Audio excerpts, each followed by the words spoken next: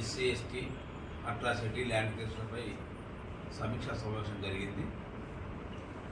ఈ సమావేశంలో కలెక్టర్ గారు, ఎస్పీ గారు, జాయింట్ కలెక్టర్ గారు, కమిషన్ సభ్యులు, జిల్లా అధికారులు అందరూ కూడా పాల్గొనడం జరిగింది.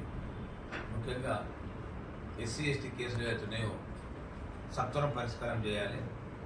అలసత్వం విడదని వీల్లేదు.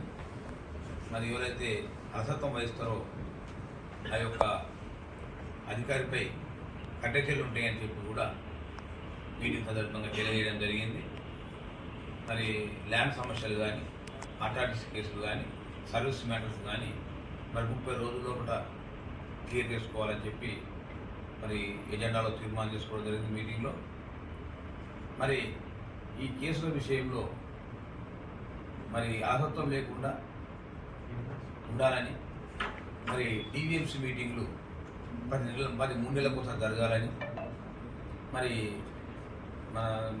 మన సివిల్ రైట్ డేస్ ప్రతి నెల తప్పకుండా జరగాలని, మరి తహసీల్దారు, ఎస్ఐ మరి టైం టేబుల్ తయారు చేసుకొని ప్రతి నెలలో సివిల్ జరపాల మీటింగులు, మరి డిఎంసీ మీటింగ్ 3 నెలలకు ఒకటి జరపాలని చెప్పి కూడా నిర్ణయించుకోవడం జరిగింది. మరి ఆ సివిల్ రైట్ డే జరుగుతుందో దానికి అందరికి కూడా మరి ప్రజలకు తెలియజేసి మరి ప్రభుత్వం గ్రామంలో సెంటర్ ప్లేస్ ఏర్పాటు చేయాలని చెప్పి కూడా మరి కలెక్టర్కు, ఎస్పీ గారికి ఆదేశాలు ఇవ్వడం జరిగింది. మరి ఏది ఏమైనా ఈ ఎస్సీల ల్యాండ్ కేసులు కానీ ఇంకా ఏ కేసులు అయినా కానీ మరి ఎస్సీ ఎస్టీ కస్టడీగా ఉండవలసినటువంటి బాధ్యత మరి ఎస్సీ ఎస్టీ కమిషన్ పై ఉంది కనుక మరి సత్వర పరిష్కారం కావాలని, మరి గురుకులాల సమస్యలు కానీ ఇంకేమైనా సమస్యలు కానీ అన్నీ కూడా మరి ప్రతి గురుకులాలను కూడా మరి కలెక్టర్ గారు విధిగా సందర్శించి మరి ప్రభుత్వం కూడా నివేదిక ఇవ్వమని చెప్పడం జరిగింది. ఎక్కడైతే అవసరం ఉన్నాయో, ఏమన్నా అవసరం ఉంటే కూడా రిపేర్ కోసం కానీ ప్రత్యేక మరమ్మతుల కోసం కానీ నిధులు మంజూరు చేయడం చెప్పడం జరిగింది.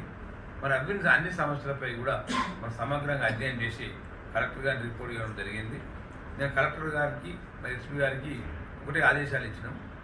ప్రతి 3 నెలలకు ఒకసారి డిఎంసీ మీటింగ్ జరగాలి, ప్రతి నెలకోసారి నెలల సివిల్ రైట్ జరగాలి అని చెప్పడం జరిగింది. మరి అన్ని సమస్యలు ఒకసారి పరిష్కారం కాకుండా 1 by 1 పరిష్కారం చేసుకొని మరి ముందుకు పోవాలని చెప్పి కూడా తెలియజేయడం జరిగింది. ఒకటి, ఎస్సీ ఎస్టీ కేసులు ఎఫ్ఐఆర్ కాగానే కేసు అయినట్టు కాదు.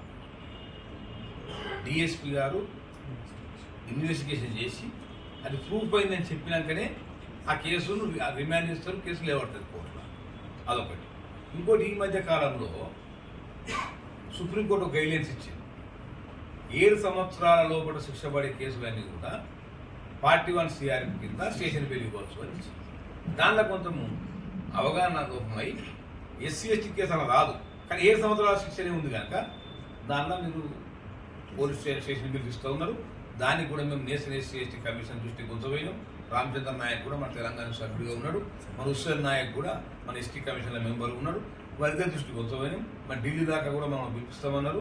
అక్కడ కేంద్రంలో లా మినిస్టర్ మాట్లాడి ఇది స్పెషల్గా ఎస్సీ ఎస్టీ కేసు అప్లికేబుల్ కాదు అనే విధంగా ఒక ఆర్డర్స్ ఇస్తే తప్ప ఈ సమస్య పరిష్కారం కాదు. ఎంత స్టేషన్ పిలుస్తున్నారు, కొన్ని ఇన్వెస్టిగేషన్ లేక కొట్టేయబడుతున్నాయి కనుక మీరు నీరుగారిపోతున్నాయి కేసులు మేము చెప్పడం జరిగింది. దానిలో కూడా సత్వరం మేము ప్రయత్నం చేసి ఆ యొక్క అట్లా బెయిల్ రాకుండా సెంట్రల్ గవర్నమెంట్ ఎవరు ప్రయత్నం చేస్తాం.